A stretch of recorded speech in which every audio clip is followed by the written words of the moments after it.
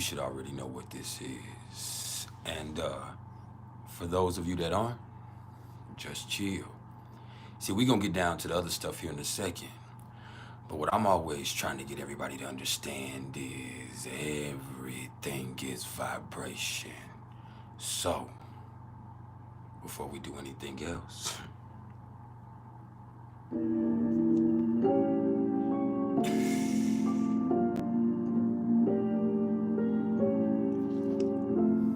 just vibe.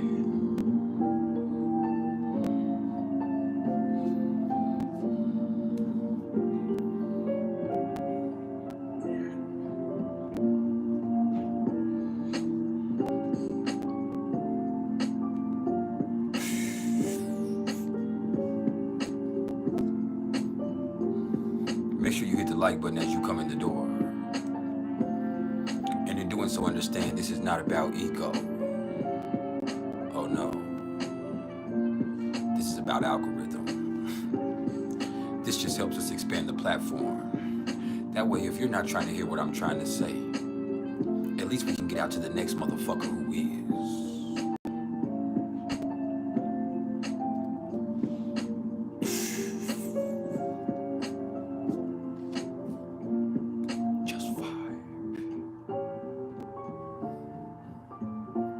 Let that cello touch your soul.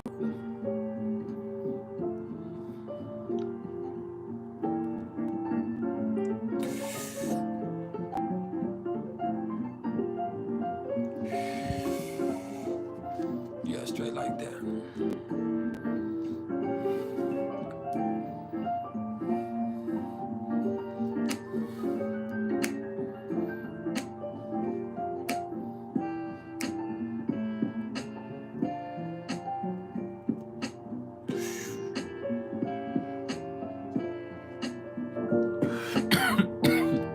Yeah, that's the vibe right there.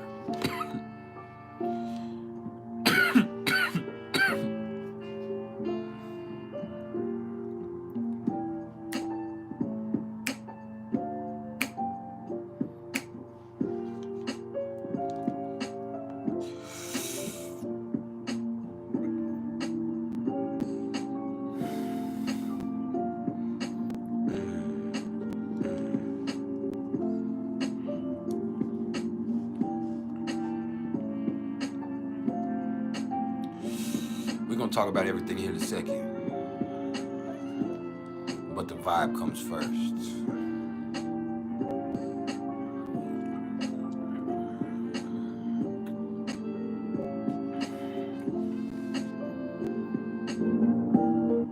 Tina Clara Marie. Good afternoon to you from me.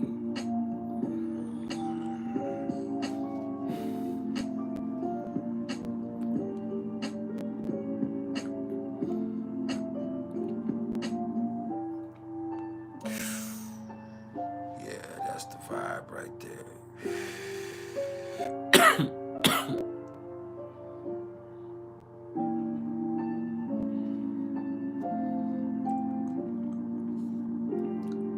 How's everybody else doing this afternoon, or this evening, or this morning, depending on where you are in the world? It's 2:03 in Narnia. Do you know what your motherfucking vibe is?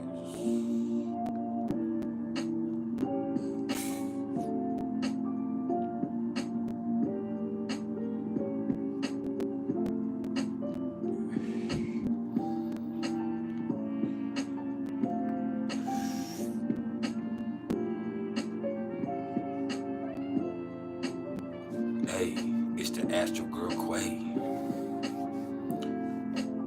And we have the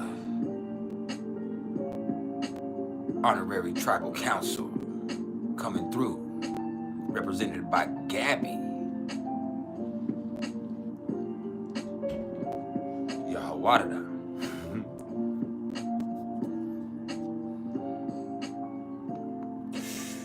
Yeah, I like that shit. That's the vibe.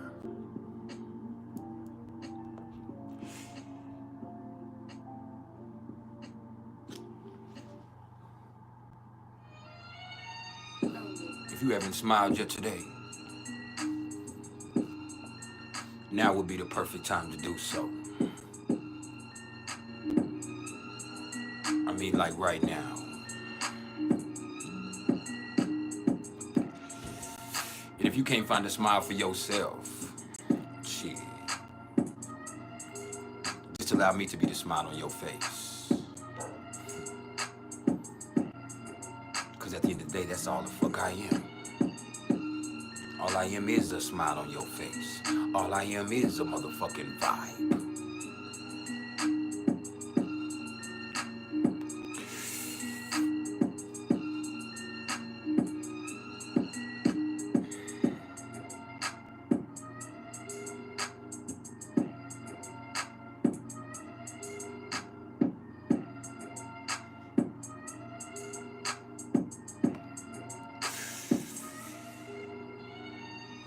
We're gonna take just a few minutes to let a few people trickle in, and then we're gonna get down to the nitty gritty. Now, we're gonna touch on the transits real quick today.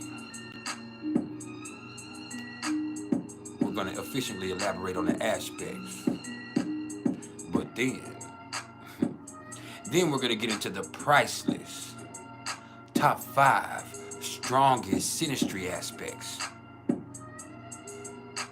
in astrology. Now, what I need you to understand is when I say strongest SyNaStRy aspects, I didn't say best. I said strongest. All right. That means these are the aspects that I deem as having the strongest influence on a SyNaStRy chart after pouring over thousands of charts myself. So, buckle up.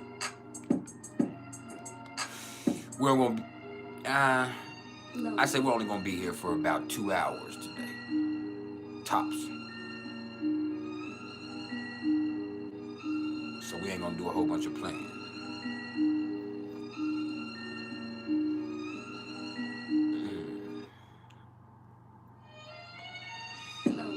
Hold up.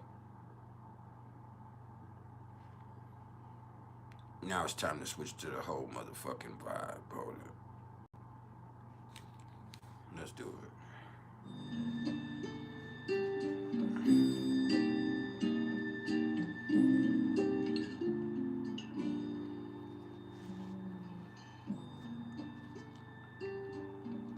Vega Monster, Kayana Johnson. What's up with it?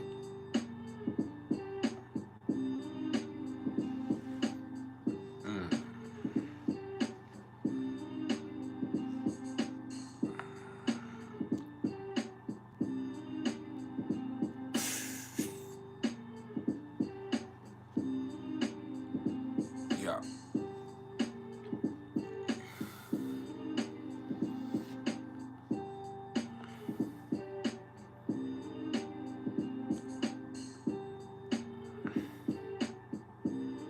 That's what's up.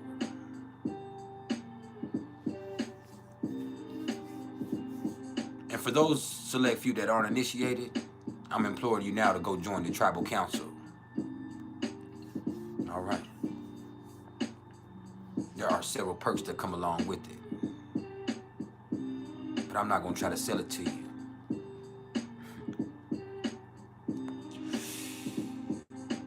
You have to choose to be elite.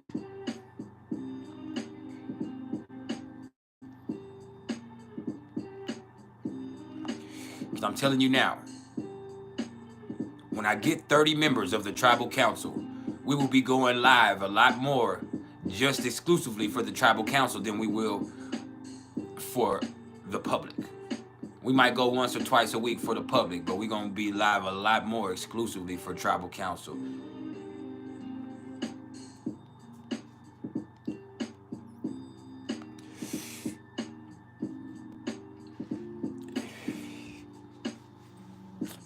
So,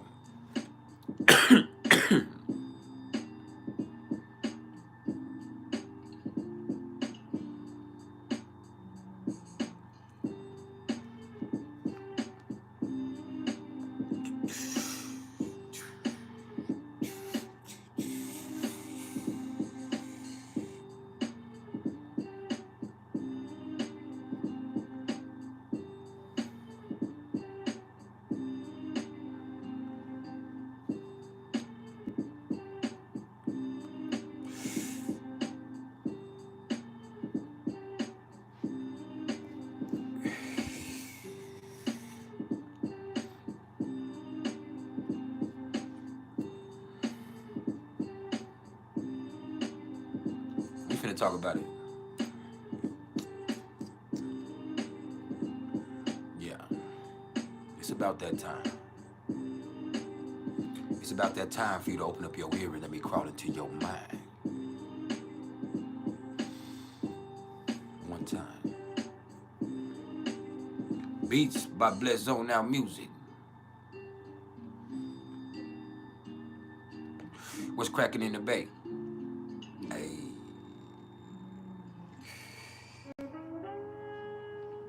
Yeah. I think that beat right there might be the perfect segue. I need like 4 more people to hit that like button for me.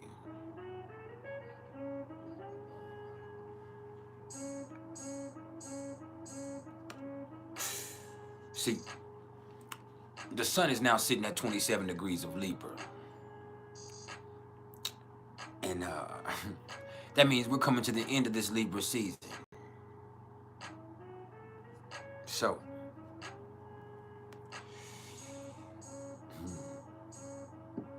this is the last chance you might get this weekend to connect, to socialize, to harmonize your experience, to beautify your ego expression before shit gets deep.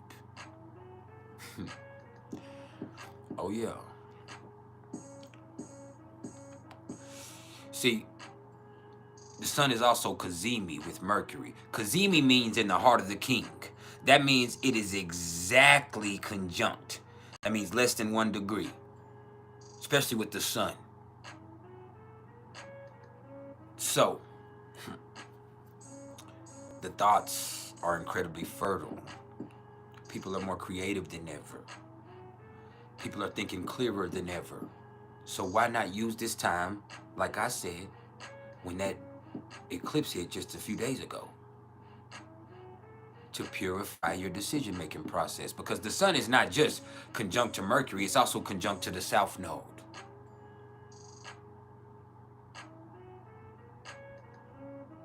All right. So the past is also at play. It's trine to Saturn, square to Pluto. And the sun is approaching that trine to Saturn. So, right now, we can best think clearly to help us process things before our emotions get the best of us in a few days, because that's also a possibility. Those deep fears and insecurities, those mistrusts, when the sun comes into that trine with Saturn, coming to the forefront.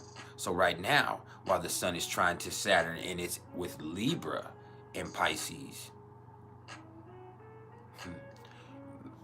maybe you can incorporate your doubts. Now that doesn't mean let them rule your life. That means, hey, if it's really bothering you that much, maybe you should think about how you can deal with that so you can process things more healthy moving forward. But hey, who am I but a professional? All right. Now I need just a few more of y'all to hit that like button for me. Now with the sun square to Pluto, this is just a chance to heal things, to fix things, but it ain't gonna be fun. Now, you also have to be careful because this is Capricorn and Libra. So as I've kind of said before, this is shit that works kind of behind the scenes in this way. This is where you might find yourself getting into some trouble. This is where you might find yourself getting crossed out. This is where you might find yourself having an enemy that you didn't know you had. A problem you didn't know you had. But guess what?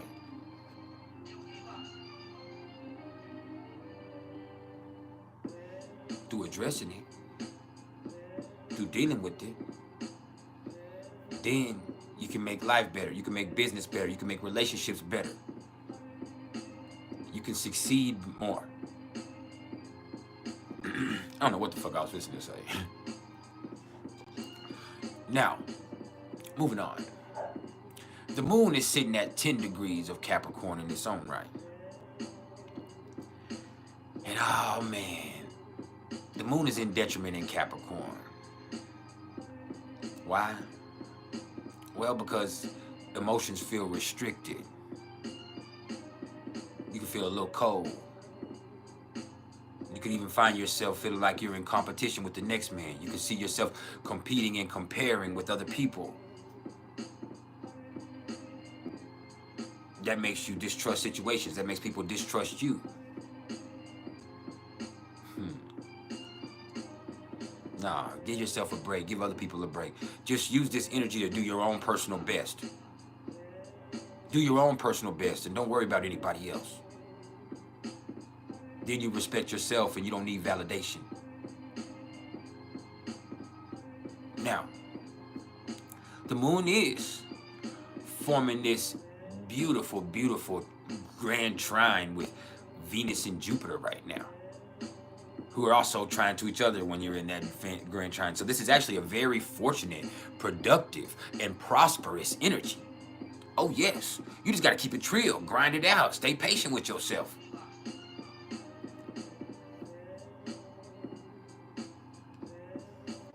That's all you gotta do.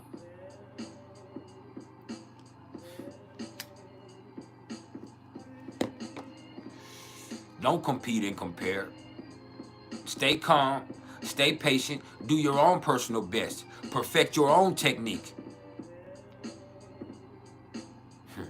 Believe in your own methodology and watch how it pays off for you. Literally. This is the Earth trine. This is the moon, Venus, and Jupiter. This is actually some of the most beautiful energy that there is, but you got to catch it while it's going. This is over the next 3 hours. No, 6 hours. This is the next 6 hours. Now, Venus is trying to Jupiter, and that's really the luckiest aspect in astrology for the next couple of days. But with the moon being involved with this grand trine, this window is for the next 6 hours.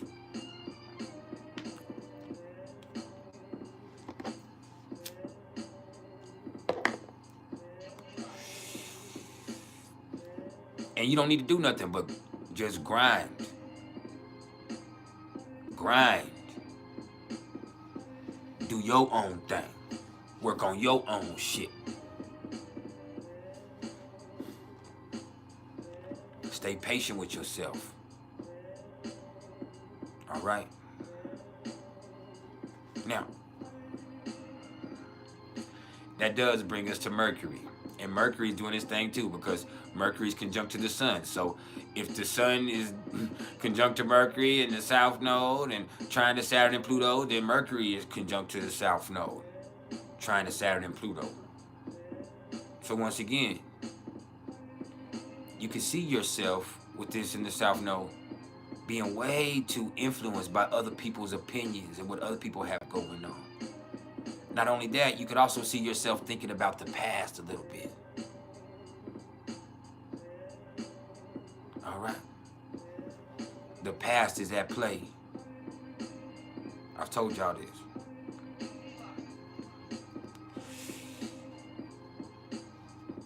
Now, how do you deal with it? You can, but are you? That is the question. Now, with Mercury trying to Saturn and Pluto, this means something else. See, Mercury trying to Saturn kind of slows things down.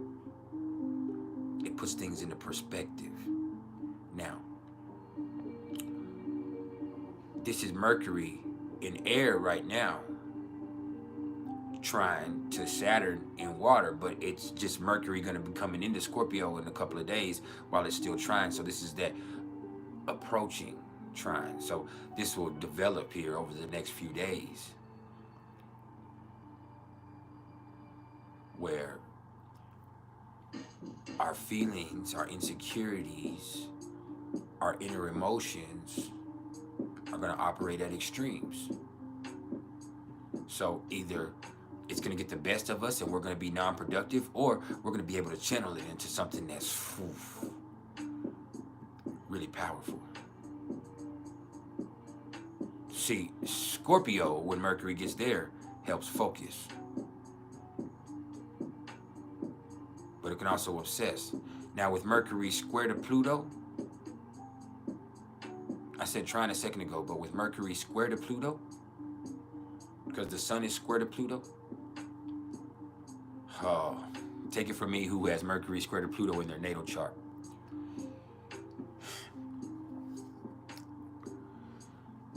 The first thing you have to look at with the square is the nature of the square. This is a cardinal square. This is Libra and Capricorn. So how can you keep it real with yourself? How can you keep it real about your situation if you're worried about everybody else and what they have going on and what they think about what you have going on? How can you actually think clearly in that way?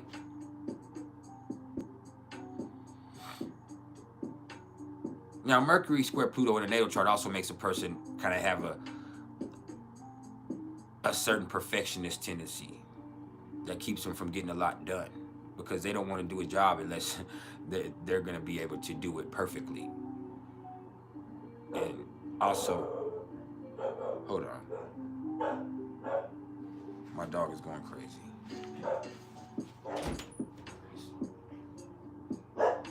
Hey, keep that under wraps. Sorry, it's my kids.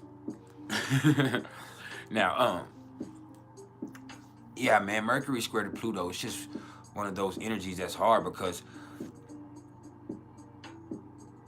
not only is there a perfectionist tendency, not only is there the influence of other people, not only is there compulsiveness, but it's just really hard for you to really use that energy, the deep concentration that actually comes with it for anything good. So it's up to you what you do with it. Now,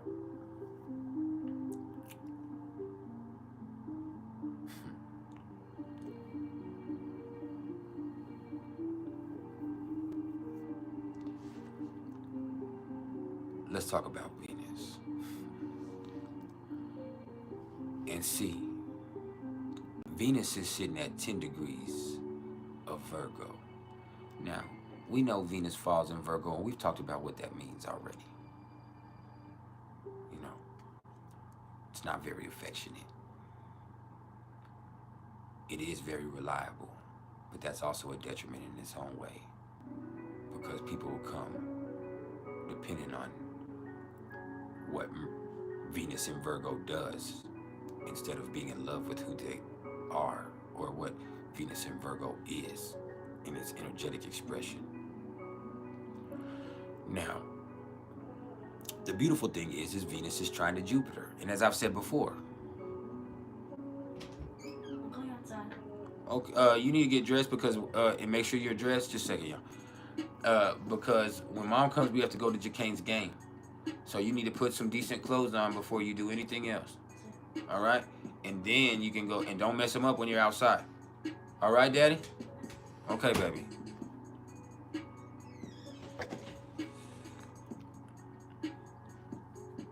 Now,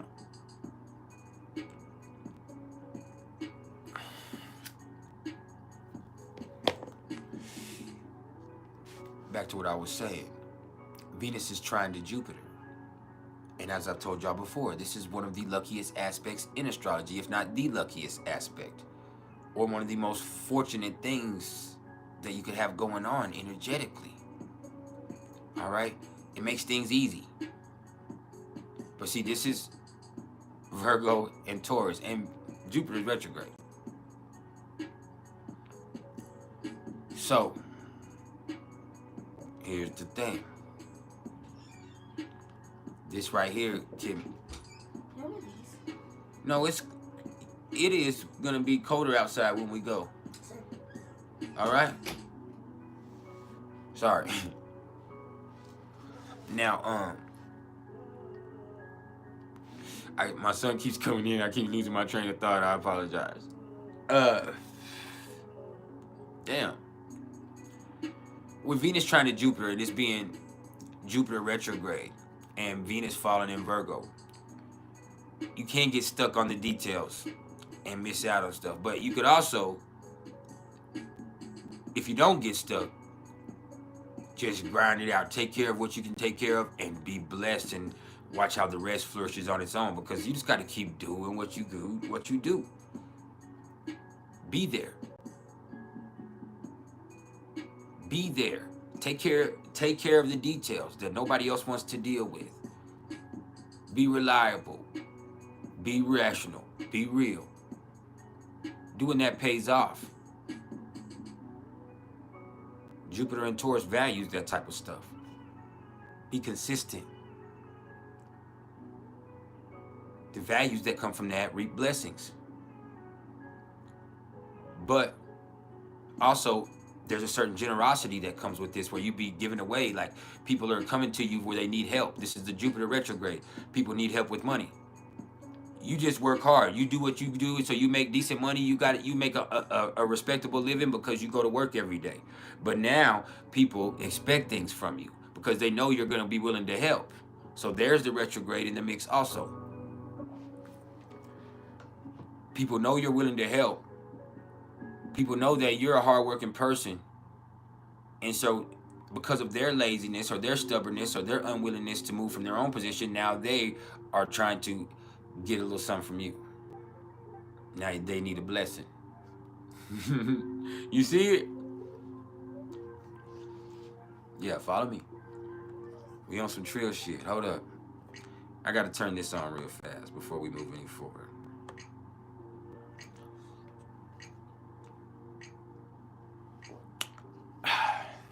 Now,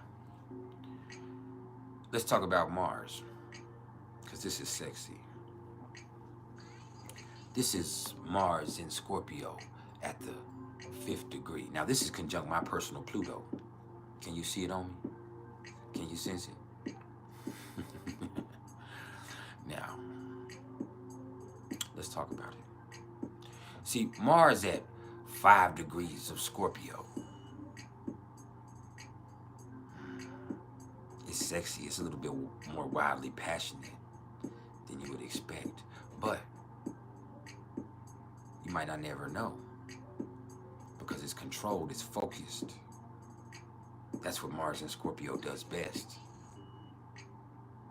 It focuses its desire. It focuses its energy. And the energy never goes away with Mars in Scorpio, because it's able to keep recreating energy from somewhere inside of itself, or within itself, or of itself. The energy is regenerative.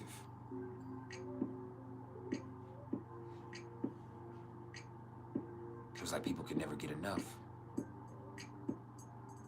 And the energy operates at extremes. So if people are getting what they want, oh, it's sexy, it's fun, it's passionate. But if people are not getting what they want, it's dangerous, it's dark, it's devious, it's fucking ruthless. That's the truth. That's Mars in Scorpio. Now, Jupiter's retrograde at 12 degrees of Taurus. Jupiter's going to be there until December 31st. And as we've talked about before, you just got to be careful. With this right here, there's laziness that comes with that. There's a certain stubbornness that can come with that. Things can get too good. People can be overindulgent, and that can create issues in its own way. And so, hold on, let me help you out. Hold on, let me help you out, homie. Underskate. You ain't got to worry about ever seeing this one. Arrivederci, motherfucker. You'll never see this stream again. Tap out. That's how I get down. I'm not fiending for followers. We got a tribe here.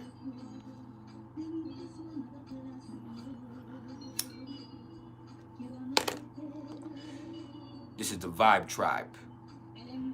If you ain't vibing, you out of here, banished, exiled.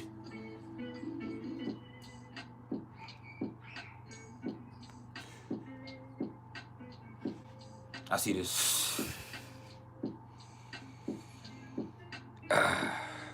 I see this gonna be one of them days, but that's all right. Hey, who's that doing all that screaming? Why is it that can I hear them inside of my house? Okay, son.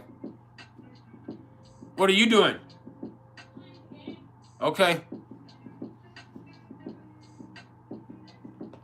Tell your brother don't be coming in and out.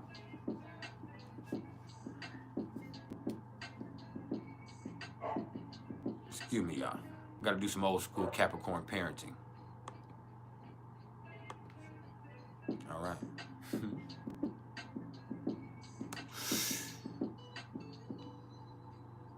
Yeah. Some old school Capricorn parenting. Now, it is what it is. Back to back to regular scheduled programming. So Saturn is at 0 degrees of Pisces. You can't fight the feeling. There's nothing that's going to change externally with life because life is going to keep doing what it does. But how you process things is everything. So you got to start dealing with that. That means you have to start dealing with things for real. Not ignoring them. Not avoiding them. Not trying to escape them. Not putting them off on the next motherfucker. Not blaming other people. Sometimes you just got to deal with shit. That don't mean it's going to get better, but that means you have to process that also. That's the truth.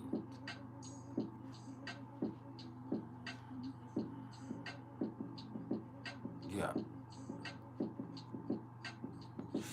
Now, Uranus is at 22 degrees of Taurus, retrograde until January 27th. So you need to be taking inventory of where you are personally in life, finding you a stable place that you could operate from. You won't be able to get comfortable, but you can find a stable place to operate from. Do so. Do so.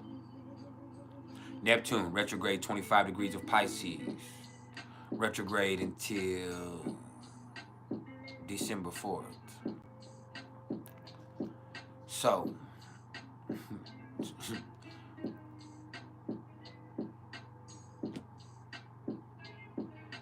your perception, or should I say your perspective? I don't know which one to say. Sometimes I get them mixed up. I want to make sure I'm saying my right shit.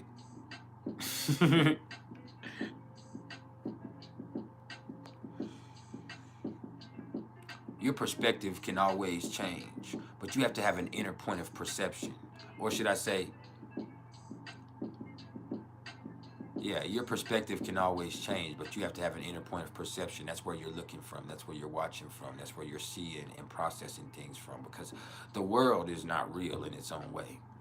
There's many fabrics to reality, and we're all creating more and more as we get caught up in the culture and the trends that are created. And so you have to find something inside of yourself that you believe in. All right? Use that main line to the divine. Now, Pluto is at 27 degrees of Capricorn. And this is hard times. I said hard times. Yeah, hard times.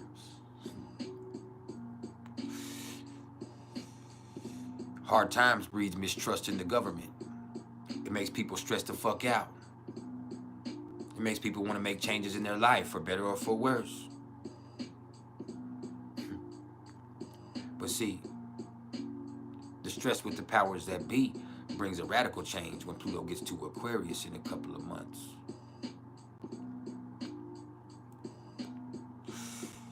Oh yeah. I know you. Now, that right there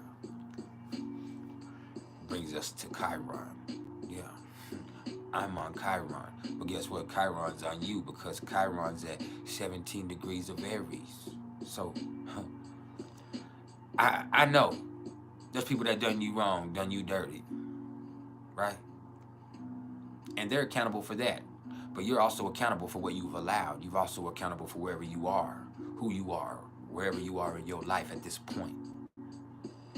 And that could be a good thing. Yeah. To know you're doing great is an awesome way for you to keep moving forward positively. But if you know that you're allowing some bullshit, What better time to find something inside of yourself that's willing to fight back? Huh? Huh? It starts with being straight up. You don't need to be straight up with other people. You need to be straight up with yourself, and that helps you be straight up with other people.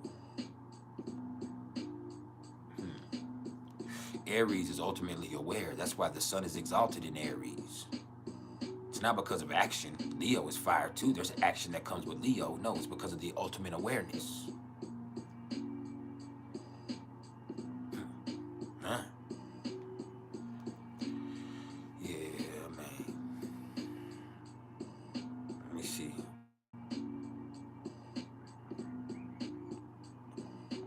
Let me help you out, brother.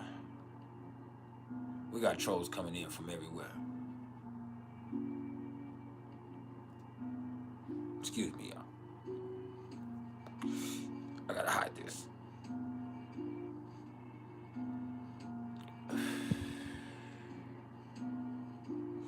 Now,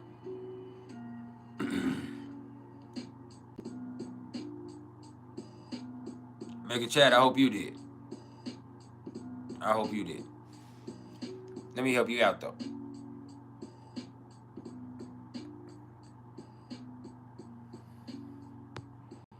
I'm helping everybody out today.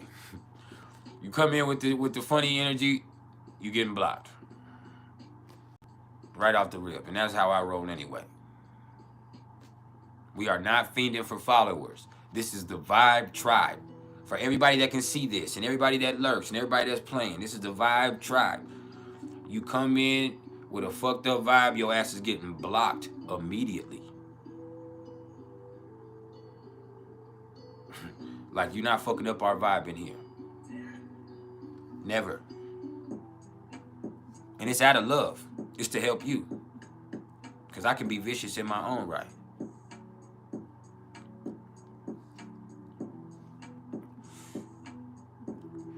And I'm also divinely protected. So you have to understand, this is for your protection also. Because playing with me could be a detriment to your health. Fuck you, me. Now, Vega Monster, you are a part of the tribe. You're just not a part of the tribal council. The tribal council is a membership program.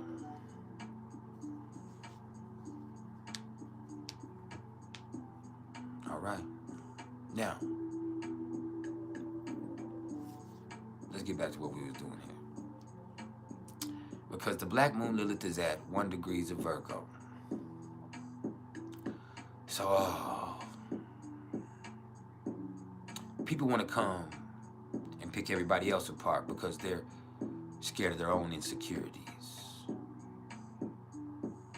This is also where people can be over-analyzing, over-criticizing, over-technical. Yeah. Sometimes you gotta be like, chill out.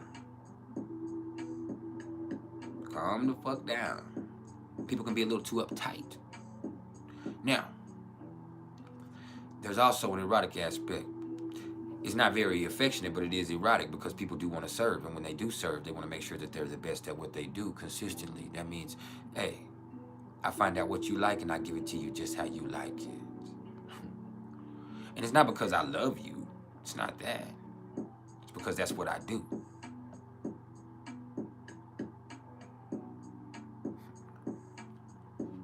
I serve perfectly. Yo. Nick. What do you expect? Yeah, just don't tell nobody. See, this is where people play innocent.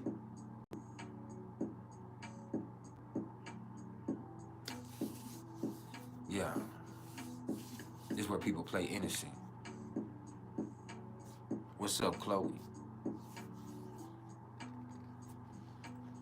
Yeah, but we know. But this is also where you can see yourself picking other people apart.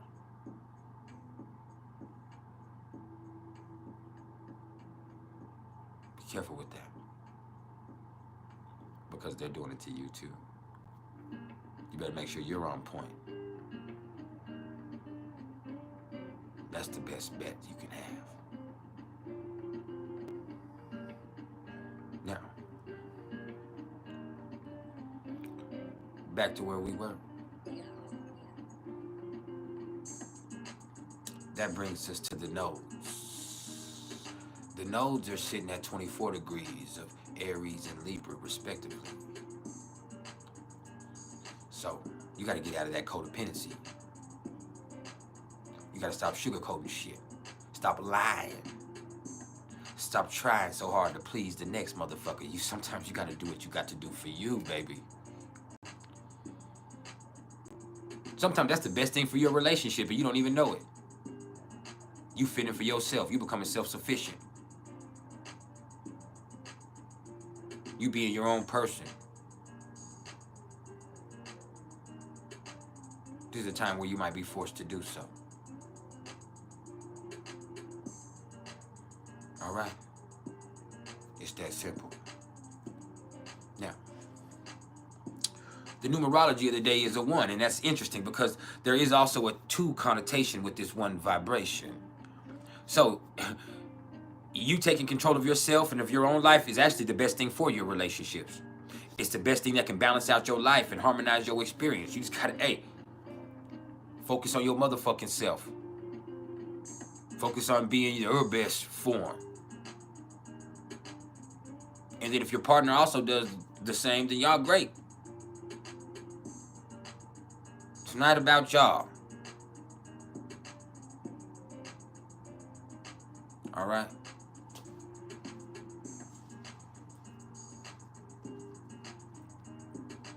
It's about what you're going to do to work on you.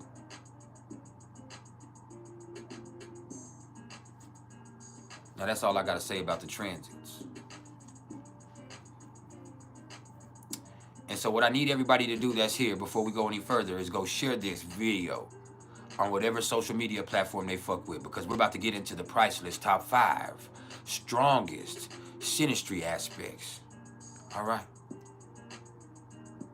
Now, like I said a second ago, in getting into these, you need to first understand that this is just my professional opinion. And there are hundreds of aspects in SyNaStRy. And so these are just my top 5. All right? And in coming to this top 5, there could have been so many more. But I had to narrow it down. So if you feel like you and somebody have some amazing SyNaStRy and this aspect is what really brings y'all together, hey, that's fine. There are a lot more aspects than the ones that are included on this list.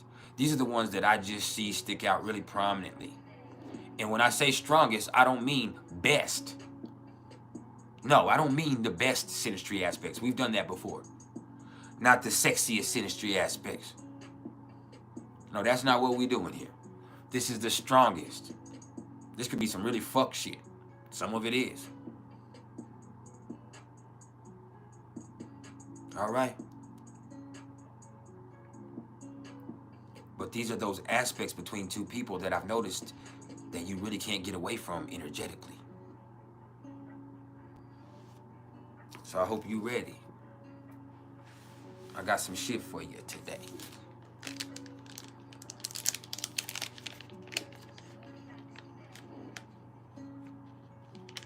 Let me light one. And let me do this too.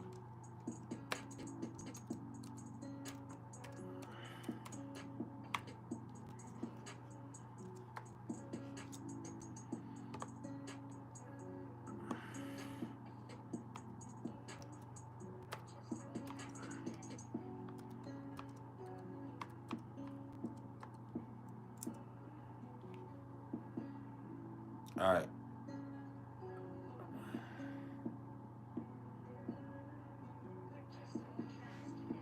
If you fuck with me, you already know what to do. Hit that CashApp.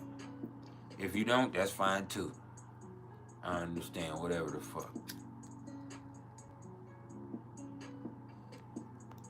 I value me. So,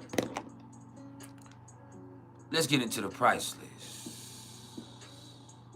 Top 5 strongest SyNaStRy aspects. All right. Now, y'all do know what SyNaStRy is, right? Most people do, but just understand, in SyNaStRy, this is a comparison between two charts or two energies within a chart. All right? It's to see, in essence, if this energy is compatible or if it's workable, or if it's incompatible or it's toxic. That means there's levels to this. People think it should be black and white. It's not really black and white. You can have something that's really amazing with SyNaStRy, but you could have something that's, you know, not too bad. It's not going to get in the way. But you could also have something that's workable. You know, it's like, all right, you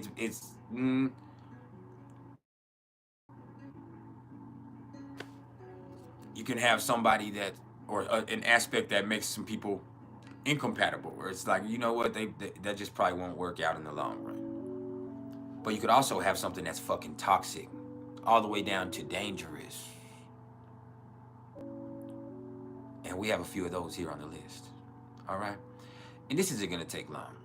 So, before we get into the actual top 5, we do have some honorable mentions today. All right? There are so many aspects. I could have had so many more honorable mentions. We could have made this a top 100 SyNaStRy aspects, but we ain't got time for that. So, before we get into the actual top 5, let's talk about the first honorable mention. And so, the first honorable mention in the strongest SyNaStRy aspects, Mercury trine the moon. Because when you have Mercury trine to the moon, that brings an ease of communication. It brings a natural understanding. All right? It really helps people get along, fundamentally. The Mercury person can speak and they feel heard and they feel like the moon person understands them. The moon person has a sounding board, a companion.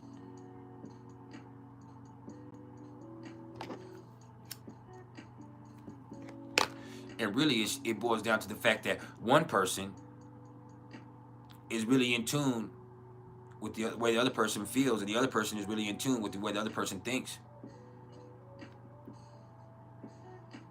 And that just helps people be able to get along fundamentally. They can be around each other. They can talk about things. And even if they can't talk about things, if there's no needs, like this was a fire sign type things, they can just leave each other the fuck alone. And that's fine. Earth signs can do the same thing. Some people don't know the fucking value in that. So I've just seen a lot of people be able to work out a lot of stuff because they have Mercury trine to their moon, or they really just seem like they get along better than other people's relationships because Mercury is trine to the moon in the SyNaStRy.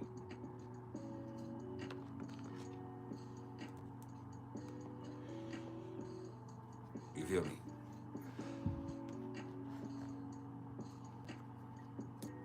So, our first honorable mention was Mercury trine to the moon. Now, we do have one more. And oh, man, this is where it gets good. And if this is only an honorable mention, then you mean you need to know that the rest of this list is going to be pretty fresh. So,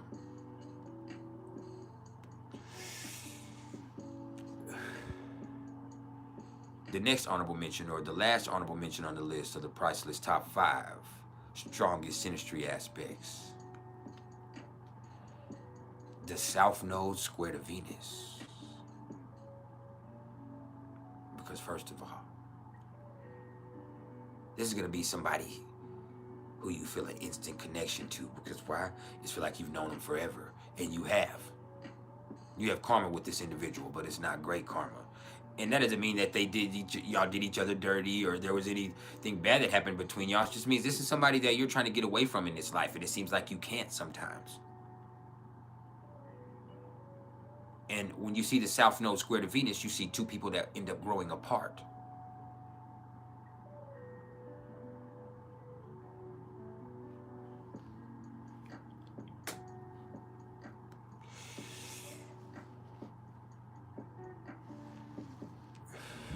person with their south node square to Venus also is going to have their north node square to Venus. Understand that. So they have a connection from the past life, but their future isn't growing together. You dig? That's why it's so strong, because when Venus is square to that nodal axis, that lets you know right off the rip, there's people that have always known each other, but it's also an energy that it's conflicted.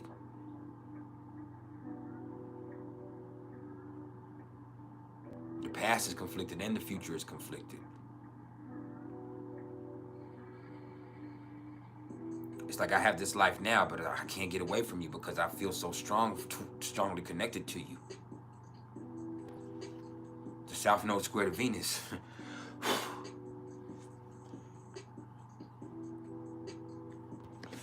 It's a motherfucker.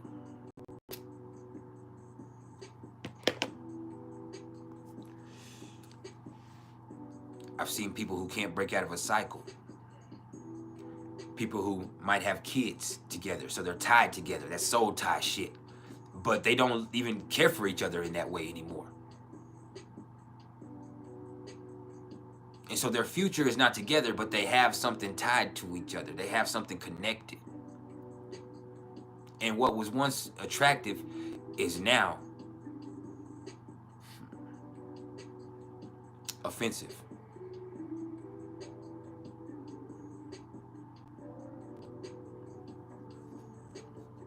But I spoke on the South Node in particular because the North Node is going to be automatically there. So the North Node square to Venus, or the South Node, or we could just say the nodal axis square to Venus, just presents people who are stuck in a pattern with each other.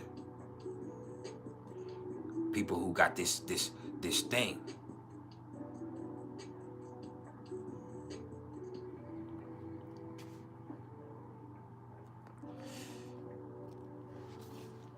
But it's in the way of their growth. Yeah. And so that right there is why the South Node, or the North Node even, square to Venus is the other honorable mention on our list. Now, let's get into the actual top 5. Yeah. We talk about Fever in the Funk House. So, number 5 on the list of the PrIcElEs top 5 strongest SyNaStRy aspects. This is where it gets real good. This is the Sun trine to Jupiter. Why?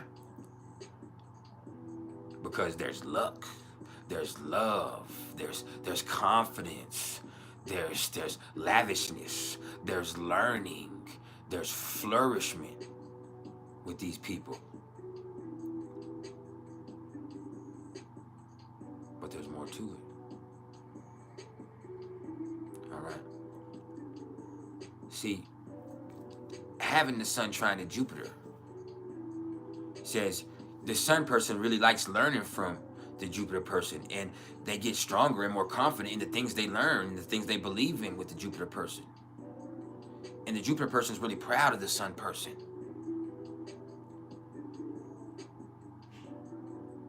Extremely proud.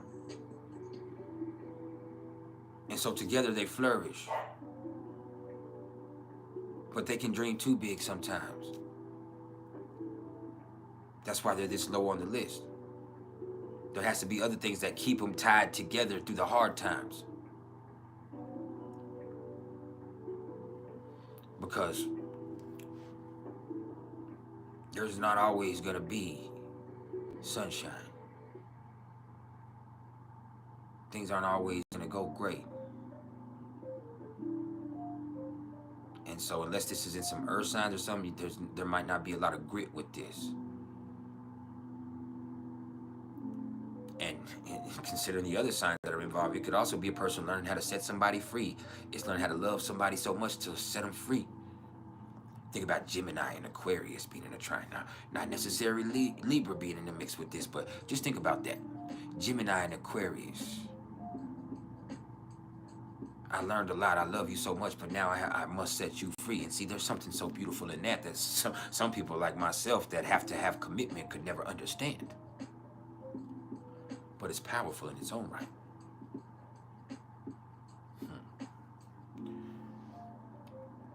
With the sun trying to Jupiter, when these people get together, their lives get better.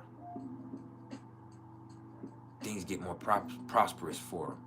Things get more positive for each individual.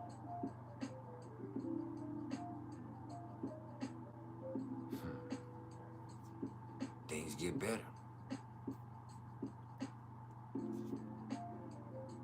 And there's so much they could learn. There's so much they can accomplish. It's a beautiful thing.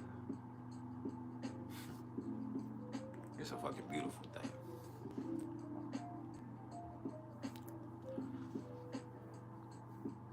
But will it last? That question right there is why the sun trine to Jupiter is only number 5 on the list of the PrIcElEs top 5 strongest SyNaStRy aspects, which brings us to number 4. Numero 4. Now you know. And number 4 on the list of the PrIcElEs top 5 strongest SyNaStRy aspects is another pretty good one. And this is the moon sextile to the moon. Because these are two people who are comfortable in each other's presence. You know. They have an understanding, even enjoyment. And it's not an overload of emotion that could come with the trine. Like if it was the moon in Scorpio trying to the moon in Cancer, or the moon in Pisces and the moon in Cancer, you know, that shit can be a lot. It could also not be too much passion where it ends up being combustible, like Aries and Libra or Sagittarius and Leo.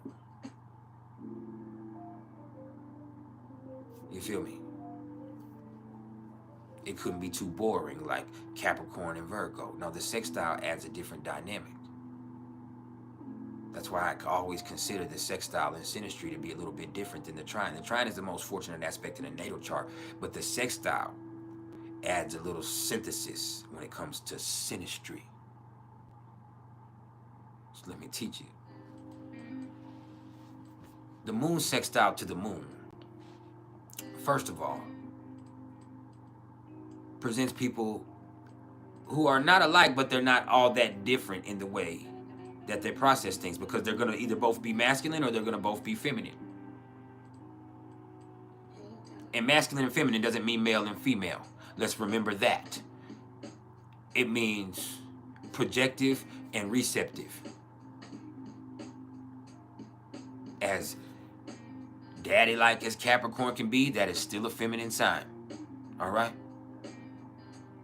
And as androgynous as all of the air signs can be, especially Libra in its way, that is still a masculine energy.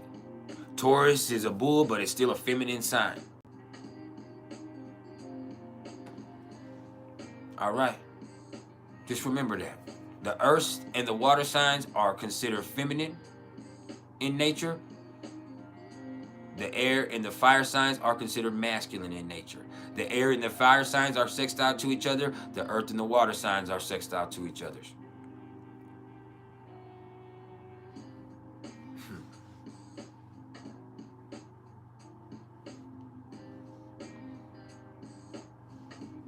Couldn't a moon in Taurus and a moon in Cancer really have an awesome household to just come over and visit? You're going to eat good. You're going to feel like you're at home. They're going to treat you like family. It's going to be comfortable. It's going to be beautiful. It's just going to be somewhere that really feels safe. Right? Think about that. Think about the moon in Cancer and the moon in Virgo. They do anything to help you. Anything. Think about how fun somebody with the moon in Aries and somebody with the moon in Gemini could be. Think about all the new stuff that the person with the moon in Aries and the moon in Aquarius could learn. You feel me?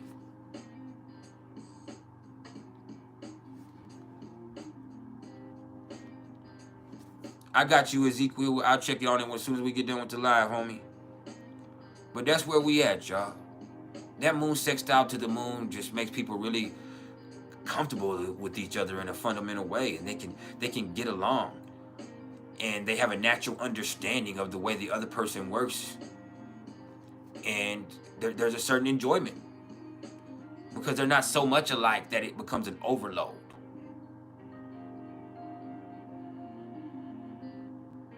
It's something that's incredibly workable between them. And with relationships, you don't always want dynamic. Sometimes you want workable over time. So that's why I feel like one of the strongest SyNaStRy aspects is moon sextile to the moon. And that's why they're number 4 on the list of the PrIcElEs top 5 strongest SyNaStRy aspects. And speaking of 4, I need at least 4 more of y'all to hit that like button for me before I get mad and go home. Take my fine ass to the house. Now, yeah, I said that, but I know you see it. Let's get to number 3. Number 3 on the list of the PrIcElEs top 5 strongest SyNaStRy aspects. This is where shit gets crazy. This is Mars opposite to Mars. Because this can be passionate, but it also brings problems. These are 2 people that have energy that operates at 2 opposite ends of the spectrum. So they do things completely differently. In their own way, they could be similar, but at the same time, it ain't always fine. Now, through achieving a balance and working together, they can be fine because opposites do attract. But there also could be some major conflicts. The tension created through this opposition in SyNaStRy can be incredibly combustible. You could have a fight for control like Mars in Cancer and Mars in Capricorn.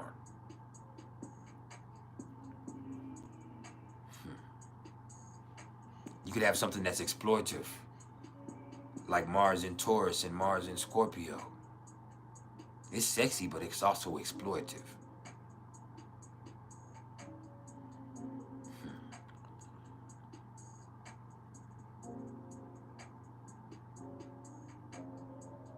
You could have something toxic like Gemini and Sagittarius.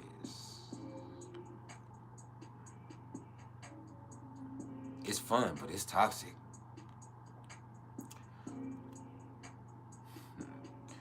You could have something different, but a little narcissistically abusive with Leo and Aquarius, because it's like the Aquarius is always putting the Leo on. That creates a tension, because eventually it's like, I want to do something different. What about me? Yeah. That opposition between Mars and Mars is combustible. It's sexy, but it is combustible. That can lead to problems. That can lead to abuse, breakup, fight, competition, all of that shit. So that right there is why Mars opposite to Mars is number 3. Number 3 on the list of the PrIcElEs top 5 strongest SyNaStRy aspects. Now, let's get to number 2. Because this is going to be one that y'all universally agree on. Hey, let me help you out. SyZ, IZ, whoever the fuck you are. Now you ain't got to worry about what I look like no more. Bye. You have been banned from the Vibe tribe, exiled. You will never be a part of this again. We are not feeding for followers. This is a Vibe tribe. You interfere with the vibe that we have, you will be dismissed. It's that simple. Respect it or check it.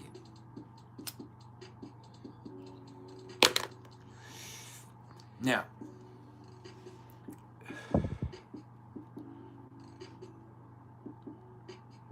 I bet y'all know number 2 on the list. This is even more dangerous. Even more dangerous than Mars opposite to Mars. See, this is Mars square to Pluto. And oh man, with Mars square to Pluto, there's sex, there's obsession, there's power struggles, there's control issues, there's danger. You could die.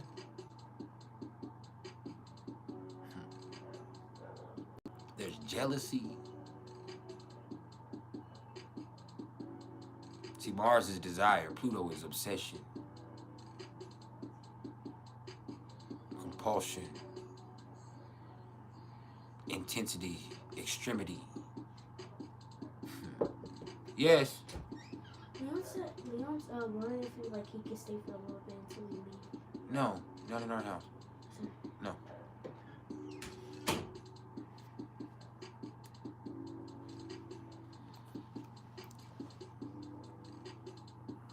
But yeah, this is where shit gets fucked up. This is where shit gets really dangerous for people, because the Pluto person wants that Mars person so fucking bad that they can't get away from that feeling. They become obsessed with them. And the Mars person is about that. They're intrigued by it. They're not scared. They're not scared.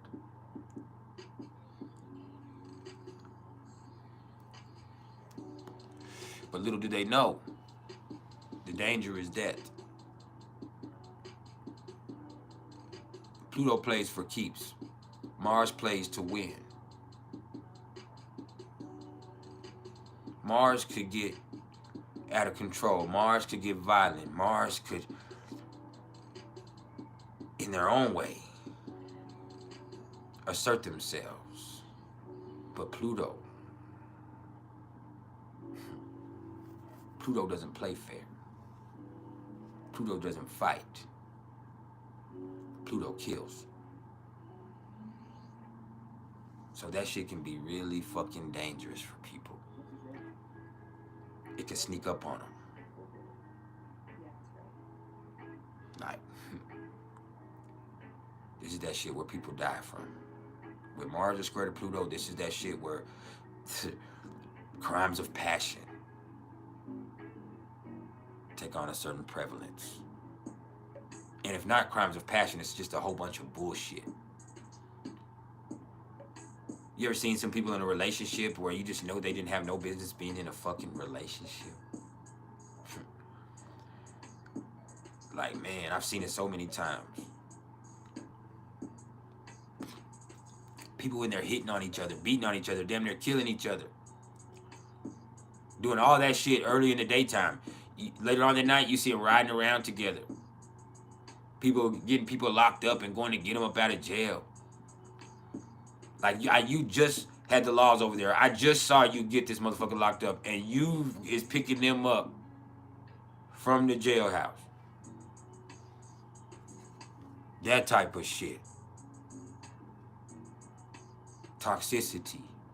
But it's just not regular old toxicity. This shit right here is dangerous. This shit right here is deep.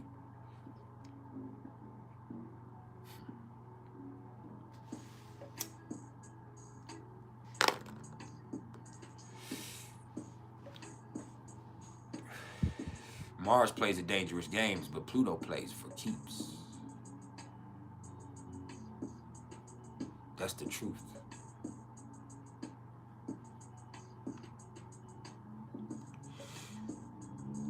That's why Mars square Pluto is number 2 on the list of the PrIcElEs top 5 strongest SyNaStRy aspects. Now, that brings us to numero uno, number one. And does anybody want to guess what number one is? Who actually forgot some people's numerology readings, by the way. Who did I owe a numerology reading to? Watkins Cat House. I haven't got yours yet. I just remembered. I'll get that to you by Tuesday. I'll do it on Monday. It won't take long. I forgot to do it. I ain't gonna lie to you. But yeah, I'll give you half price on the reading for if any of the first 5 people guess what number one is. Astro Girl Quaid, no. No. Gabby, no. That's 2.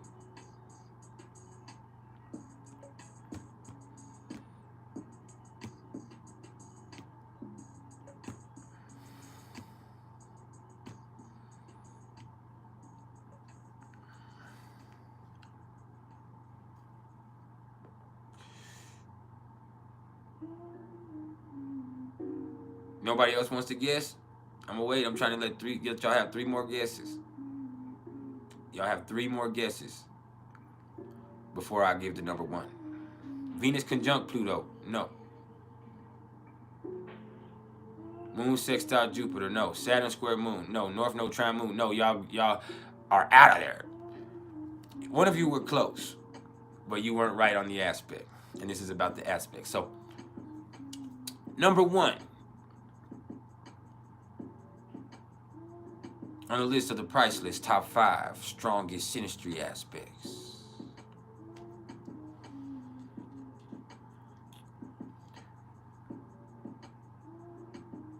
Venus conjunct Saturn. Why? Because Venus brings attraction, desire, harmony. Not lust like Mars, but an attraction, a want. Some people might even start to feel a need, but Saturn brings maturity. Saturn ain't gonna make it easy. It doesn't have to be the other person holding them back, or it could be a situation, it could be something inside themselves. There's a lot with that. But with Venus conjunct to Saturn, this is something that's going to take a little bit to develop. Not even a little bit, it might take a long time to develop. But it's something that lets you know right off the rip. When you see Venus conjunct to Saturn in SyNaStRy, this is something that's made to last. These people were meant to be married even. And even a traditional marriage at that. Venus conjunct to Saturn brings a certain classic concrete to an interaction between 2 people. And so no matter what else is going on in the chart, which it could be a horrible relationship, when you see Venus conjunct to Saturn in somebody's SyNaStRy, that lets you know these people were meant to be together and not meet each other and date. I'm talking about be together, possibly even be married. But it's not going to be easy. It's not going to be quick, even if they had an initial attraction.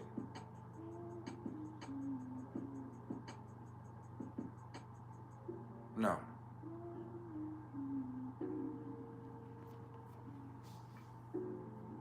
No. But also understand it's not going to be great all the time. This is people that have to learn how to love. They have to learn how to love. Venus can teach Saturn how to love. Saturn can help Venus mature, learn, grow up. So they might not even like each other at first. It could be an initial attraction, but they might not even like each other at first. Like, that's not even my type, but this is something that grows on you. This is something that develops. It develops. It's like, that motherfucker's not my type. I don't really like that motherfucker. And then all of a sudden, like over time, it's like, man, you know what? That's the realest motherfucker in the world. That's what happens with Venus and Saturn. Saturn's attracted to Venus. But Venus, over time, starts to realize how solid Saturn is. Like, damn, that's the realest person. Like, when nobody else was there, that motherfucker was there. And so there's something that solidifies the energetic connection. See, a trine is a natural ease, and a sextile's cool, and a square can in its own right do its thing because that is going to bring them apart. But a conjunction, that right there compacts them, brings them together. Saturn keeps them together.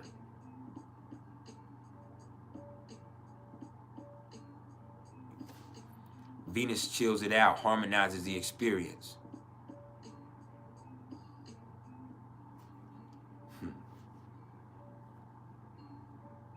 Does all right.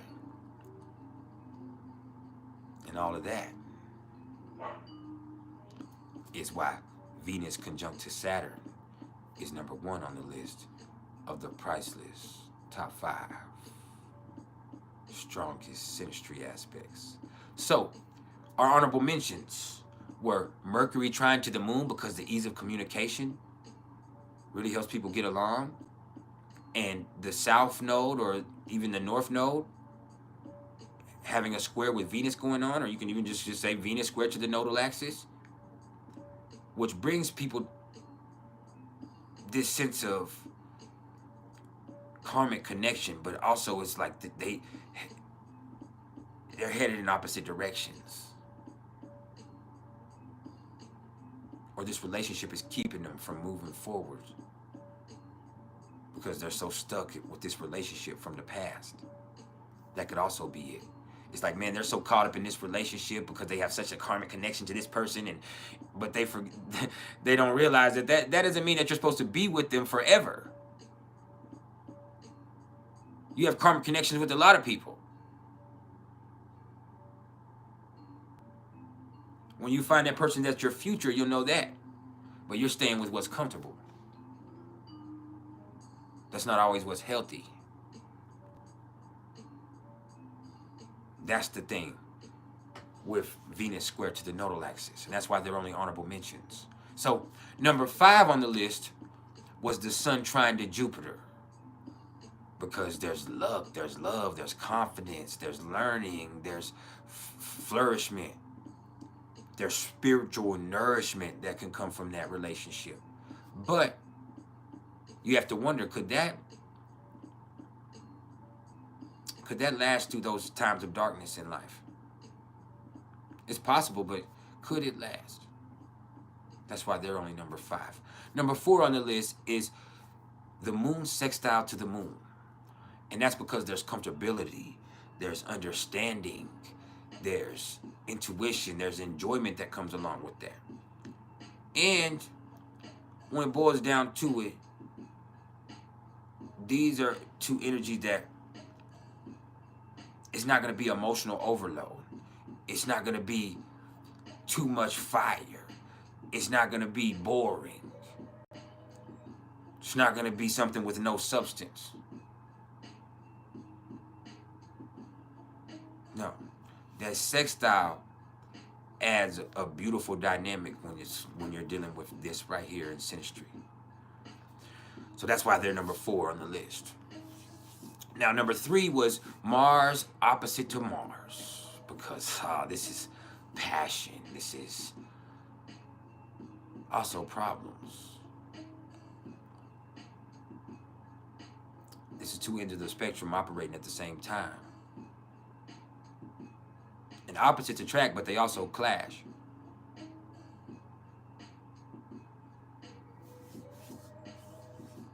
Now, number 2 on the list of the priceless top 5 strongest SyNaStRy aspects. This is Mars square to Pluto. Why?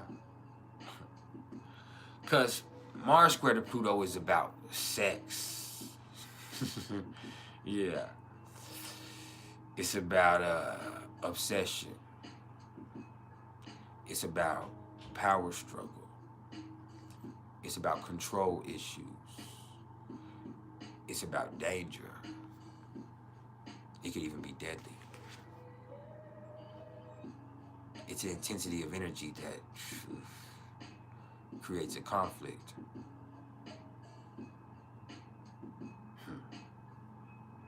Now, number one on the list was Saturn conjunct to Venus, because this is the concrete that keeps the people together. You know, Saturn brings maturity, Venus brings harmony. It might take a while to develop. Matter of fact, I guarantee this is something that isn't going to be sudden. But this is something that matures and it ages really well. Something that grows on you, helps you grow. And so, now you know. That's the PrIcElEs top 5 strongest SyNaStRy aspects. So if anybody has any questions, we are here for 30 more minutes to answer any questions you may have. Or talk about anything you want to talk about. After that, I gotta go.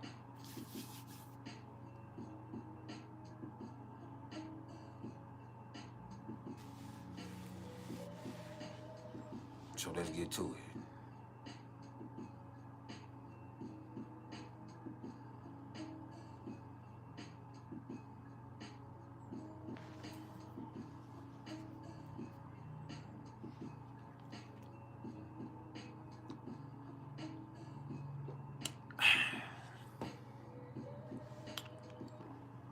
We in a vibe for real today.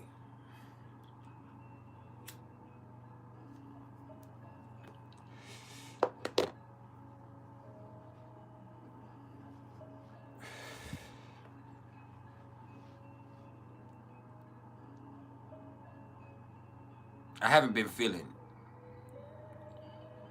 appreciated the last day or two. And I'm being real, so I almost didn't come to y'all today. And my wife, who's a Capricorn, she told me not to come. She said, nah, fuck that, don't go. I said, nah. I feel like it's my responsibility.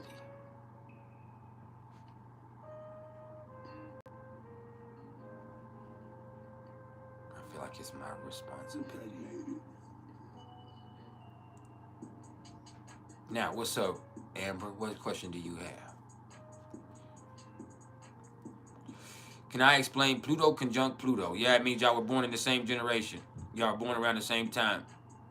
That's all it means.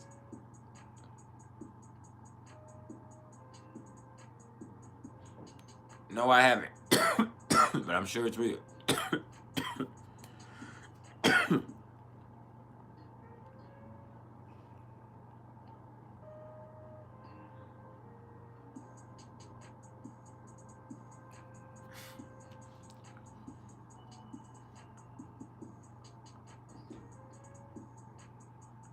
Kayana, you know I'm not talking to you. You have Lilith in your 7th in Scorpio. There's nothing too difficult about that. Shit. You have some real trust issues in relationships. Big time. There's a lot more that goes along with that because you've been through some shit when you were younger. Somebody abused your trust as a child. Maybe abused you in some way, form, or fashion that we don't even need to speak on. But having that there made you not trust people. You don't trust nobody. But you're also shady yourself. You got shady motherfuckers, but because of the way you grew up, you kind of became a shady person in your own right. The 7th house is a reflection.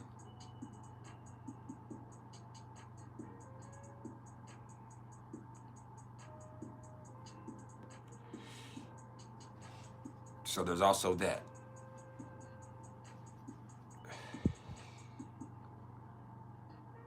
You have ulterior motives.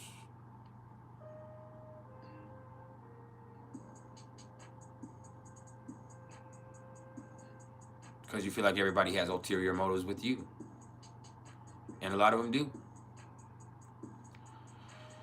So you have very difficult, chaotic, and intense relationships with people.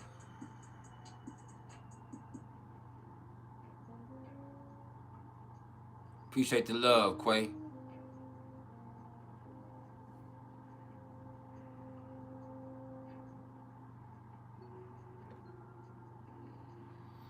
I for real appreciate the love. Hold up, I gotta do something real fast. I gotta check my phone real fast.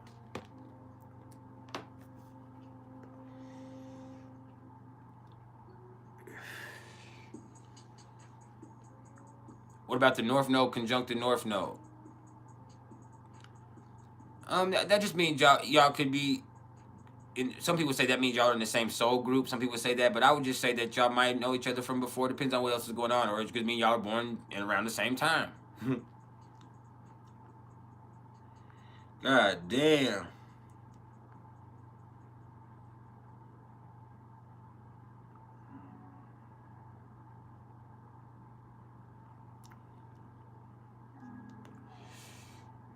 Sorry, I have 31 notifications. I gotta check these out while we talking.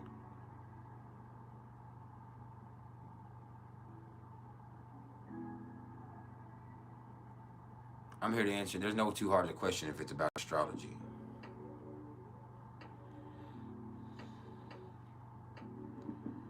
Yep, that's all it means. Y'all were born close to each other. Just to be honest.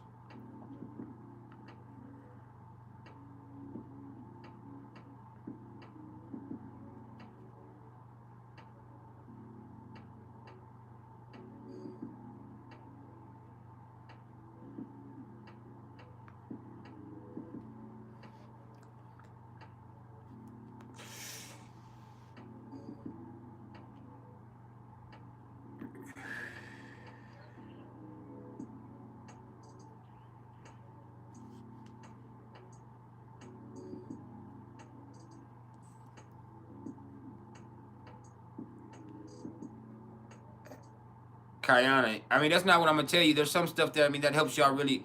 Y'all being born 7 days apart really helps y'all understand each other. Y'all being born around the same time, there's a lot of stuff y'all have values aligned. There's stuff that goes with that, but there's also other stuff that's gonna be not the same as 7 days apart.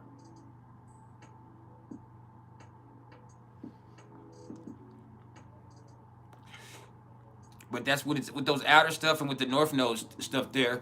I said it could mean y'all have a karmic connection, or it could mean that y'all were just born around the same time. It just depends. You don't have a karmic connection with everybody. You know that. We know that. We know that.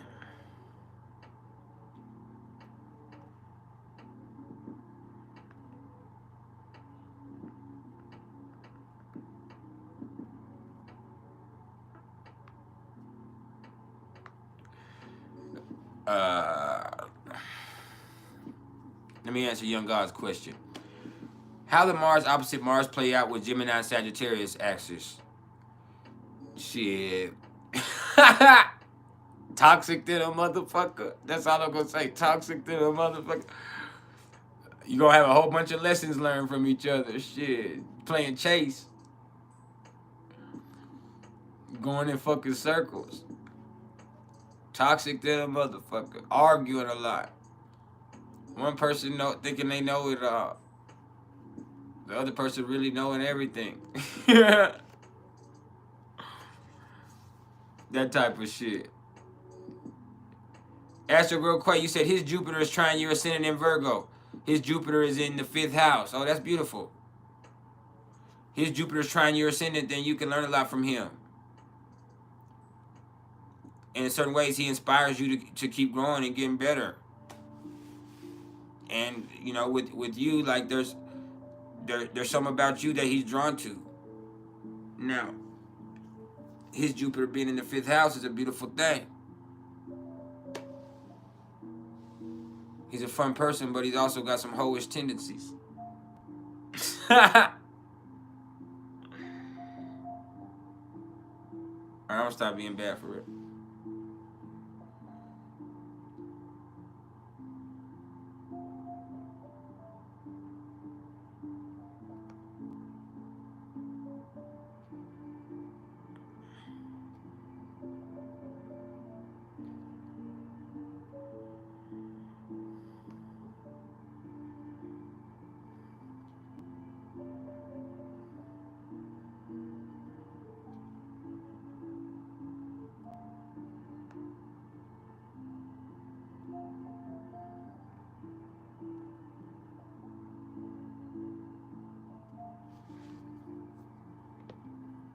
What flag is that? Download for life before we block you. You seem cool, but we might have to block you. You seem cool, but I already know what type of time you probably on.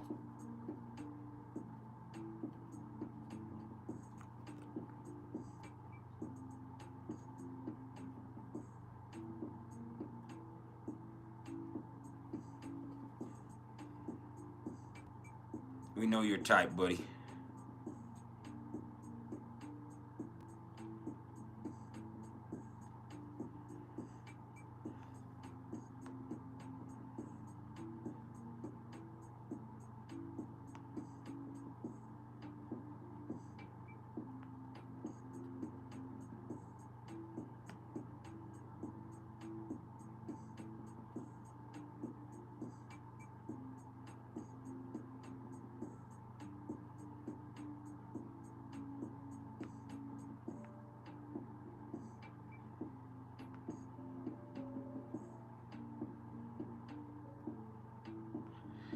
Y'all crazy. I'm reading this because y'all ain't saying shit. Come on, man. Come on with the questions before I get mad and leave, for real. I knock all this shit over. Saturn in Libra trying Aquarius ascendant.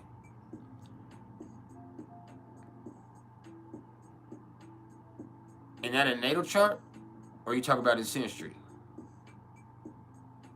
Is that in a natal chart or are you talking about in SyNaStRy? God damn, yeah. You tell me I was stunned like that.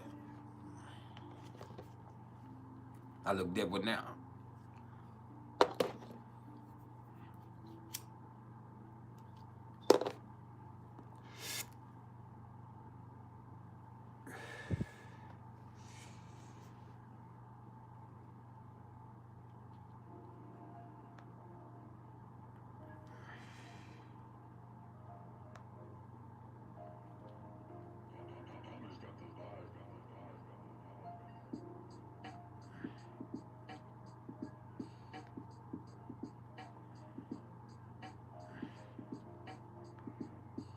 Yeah, homie got the vibe.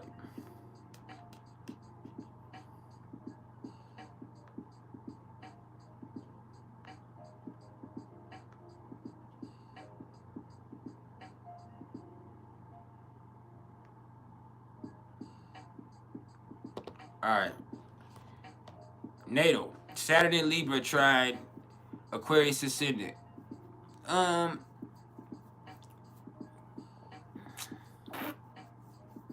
That's one of the most interesting ones because with Libra and Aquarius, I would think you would,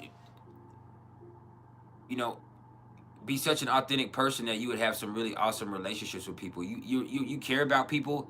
You really are going to help anybody. You really show a lot of pride in the people that you love with Leo on your descendant. And so your relationships really flourish over time. It's just for you to figure out how to show that you really care, which takes a lot because it's all that air. So it just takes over time for you to really be able to show that you care. But, you know, you really do. You always have. It's just for you to get personal with people, that's hard for you to do. You don't really like affection. You don't really like to get too personal with people. But over time, you develop some really awesome and concrete relationships because you are so unique and you really do care and you really do want to help. So you figure out a way to show it in your way at some point. And you really are proud of the people that you're involved with.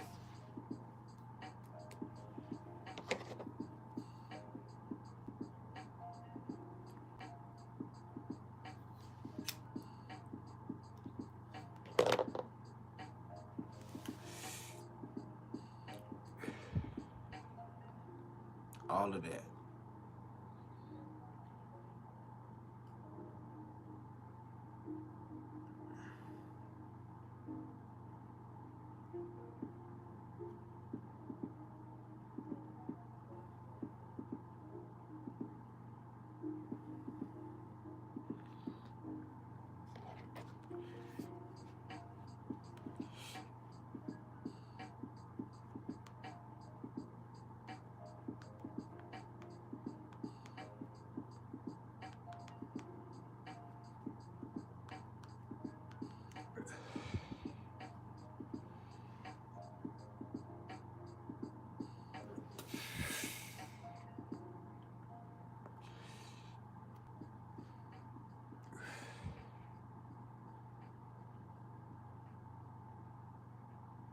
Next question. Vega. You said Venus and Taurus in the 3rd house really helps. Yep. Yep. Advice for Saturn return in Pisces conjunct Sun and Venus at opposite the Moon. Yeah. Shit. you want to get real, like you. And you know, getting real with yourself helps you have better relationships. It helps you mature. You got to get real. You got to deal with yourself and people as they are, not on what they could be. You know, you got to go off what's present, not what's projected. And so people are going to show you what they really are. And it's going to suck as you go through this Saturn return with your Sun and Venus there. Like you're going to go, or with this person with their Sun and Venus there. Like they're going to go through this Saturn return and it's going to be incredibly, you know, fucked up because they're going to see how fucked up people are, how much people be using them and how much people ain't really down for them and all that other shit. But in dealing with that, it helps them emotionally mature. It helps them set better boundaries.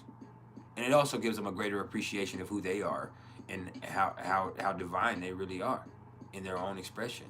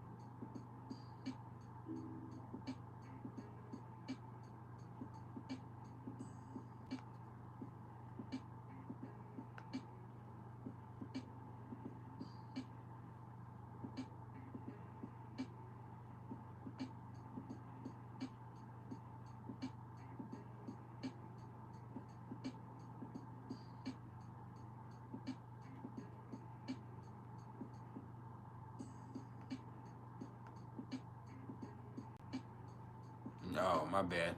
I'm skipping people's questions. I'm trying to answer all these fucking notifications. I've been here the whole time. My bad, y'all.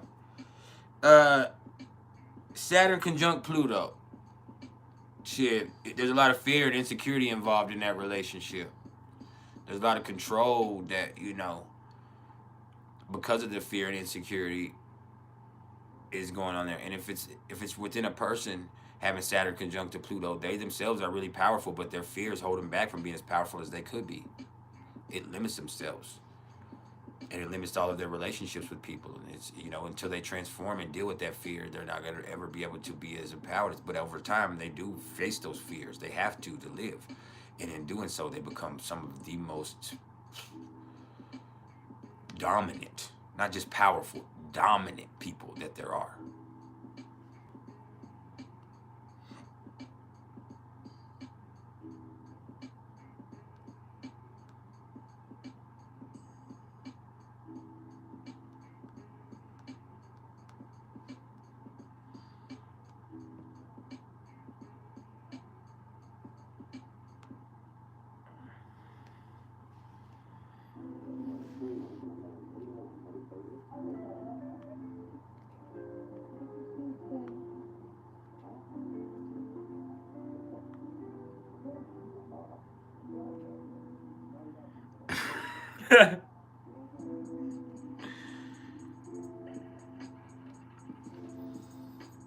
Moon trine Pluto in SyNaStRy. Oh, there's some deep shit right there, a deep intuitive understanding.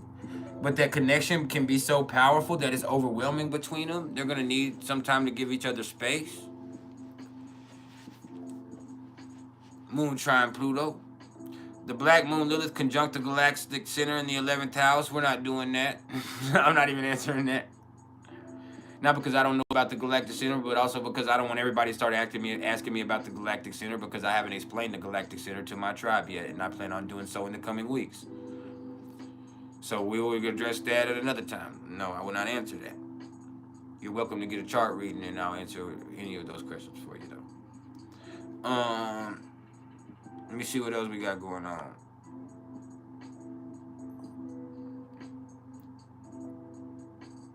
Can I tell you about the third house Virgo moon conjunct? It can't be conjunct. It could be square his 11th house Sagittarius moon. And he's a big friendly ass person, and you're very picky and very sharp and clever.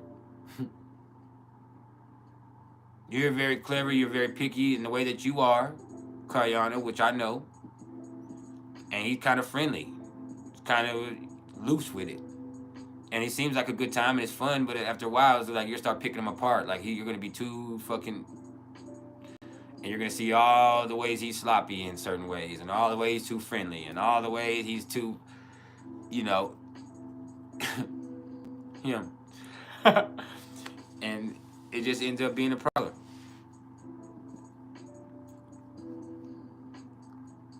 That's moon square the moon. Y'all really are way different.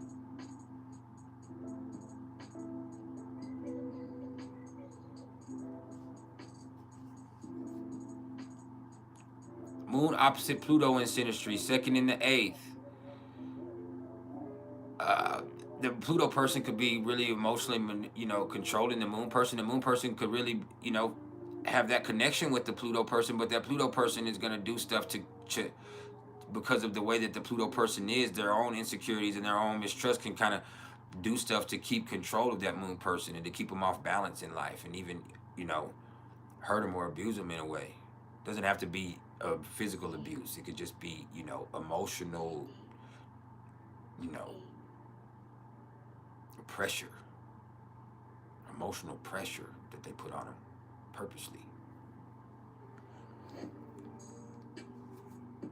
Pressure applied purposely. I said that all fucked up. Pleasure. I can't say. Let me take a drink. Pressure applied purposefully is a weapon. Pardon me. God, dog. Hey, we got 15 minutes and we gone for real. At the most. I once again leave feeling used and abused, misunderstand, discombobulated.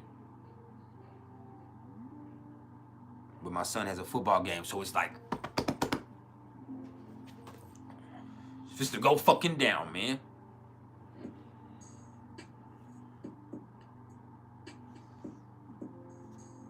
Juno will be retrograde in your 7th house. What should you expect?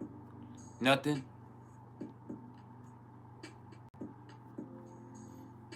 Nothing?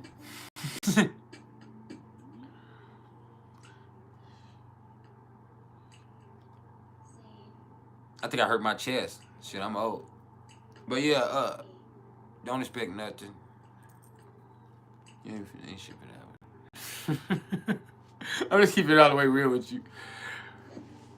You have some people that's gonna try to blow some shit up. Ain't shit gonna happen.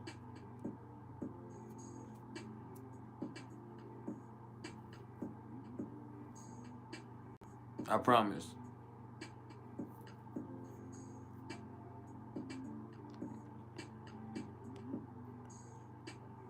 Nothing is gonna happen that can't be explained by something else.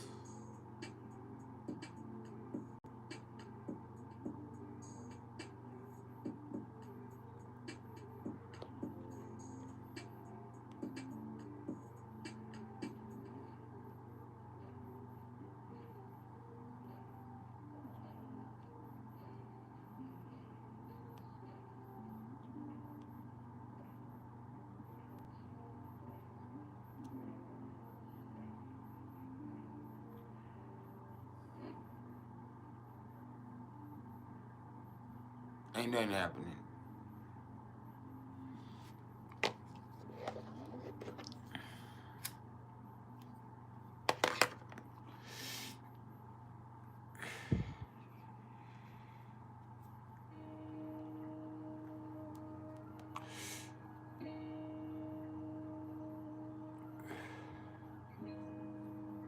we wind it down anyway.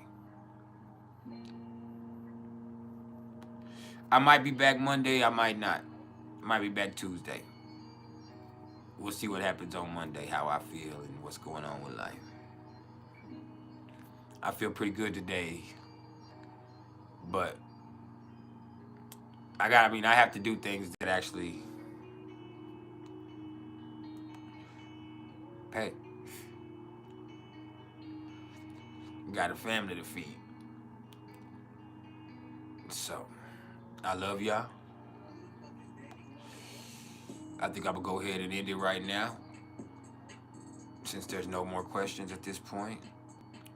Like I said, I'll be back Monday or Tuesday. I hope y'all have an excellent weekend.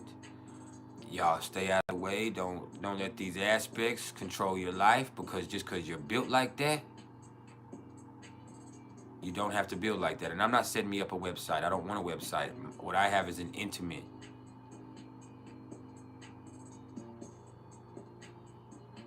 experience that I offer, that you yourself were able to enjoy. I've been doing this for years. I could have a website. I don't want a website.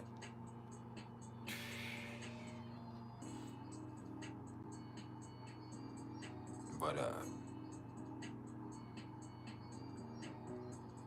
you do your thing.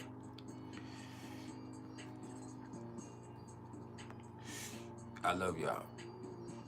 Y'all, please, please, please, please, please, please, just remember, just because you built like that, you don't have to build like that. Charlie, we out. You caught us at the very end. I'm out. I hope you have a great weekend. We gone.